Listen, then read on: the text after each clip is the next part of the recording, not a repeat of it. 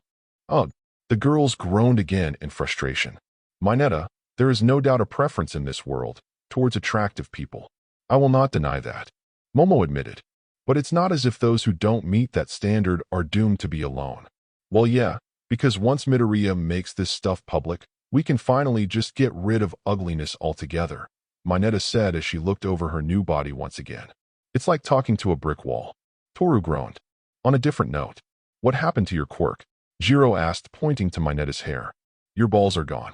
Mineta chuckled. Yeah, they are. That's not what I meant, jackass. Jiro groaned, rolling her eyes. I'm asking what happened to your quirk. Mineta smirked and held up her hands, showing them to the girls, revealing that on his fingers were little purple spots. Suddenly one of them inflated, growing into one of Mineta's usual sticky balls. Tada! Introducing the new and improved pop-off for the new and improved Mineta. Mineta revealed as she dropped the ball to the ground. She then grew balls from all of her fingers and dropped them. Not only does it not mess up my hair, but I also do this. Mineta made another great ball, but this time, it didn't stop growing when it reached its normal size. Instead, it kept growing rapidly until it reached the size of a beach ball, and then stopped when it reached the size of a beanbag chair. I can make them bigger too. She dropped the ball on the ground, and it immediately stuck. The bigger they are, the stickier they are too. Touch this baby, and you're not moving for the rest of the day, Mineta said as she smacked the ball playfully. Plus, I can still bounce off them and stuff. Although using my quirk too much still makes me bleed a whole bunch. Rearing. Oh, looks like it's time for class. We gotta go, Mineta said as she started to leave. Wait, Momo said, causing Mineta to stop and turn around. We're gonna be late if we drag this on. Mineta sighed. I'll take responsibility, Momo said. I just want a bit more clarification. Why is it that you decided to become a woman? And what do you think happens now? Do you think you'll be completely forgiven for what you did?